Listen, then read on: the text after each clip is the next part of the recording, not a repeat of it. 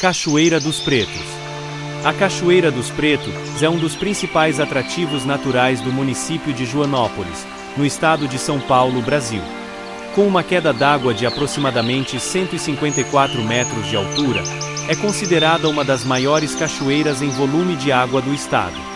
Localizada na Serra da Mantiqueira, o local é cercado por uma rica vegetação de Mata Atlântica, oferecendo uma paisagem de beleza singular e grande biodiversidade. História e nome. O nome Cachoeira dos Pretos remonta ao período colonial, quando a região era ocupada por quilombos e áreas de refúgio para escravizados que fugiam das fazendas de café e açúcar. Há registros históricos e tradições orais que indicam que a área serviu como abrigo para essas comunidades. Apesar do contexto histórico, o nome é controverso, e há discussões sobre sua ressignificação no âmbito do turismo e da valorização cultural. Geografia. A cachoeira se forma a partir do rio Jacareí, que percorre trechos sinuosos da Serra da Mantiqueira. Sua localização a cerca de 1.200 metros de altitude garante um clima ameno e agradável, mesmo nos meses mais quentes. A água da cachoeira é cristalina e gelada, sendo um ponto de grande interesse para banhistas e aventureiros. Turismo e atividades. A Cachoeira dos Pretos é uma das principais atrações turísticas de Joanópolis e recebe milhares de visitantes anualmente. A infraestrutura do local inclui trilhas, mirantes, áreas para piquenique, restaurantes e uma pequena feira de artesanato local. Entre as atividades disponíveis destacam-se: item caminhadas e trilhas ecológicas. Há trilhas de diferentes níveis de dificuldade que permitem a exploração da área ao redor da cachoeira. Item rapel e esportes de aventura.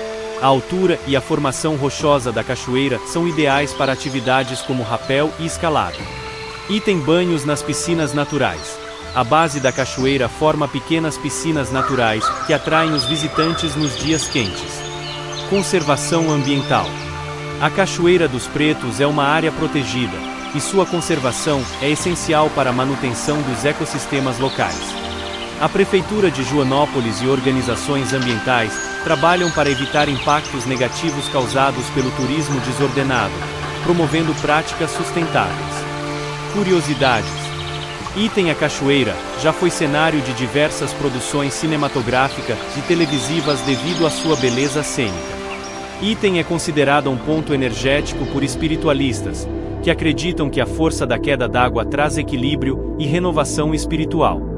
A Cachoeira dos Pretos é, sem dúvida, um patrimônio natural e cultural que combina beleza, história e aventura, atraindo visitantes em busca de conexão com a natureza e momentos de contemplação.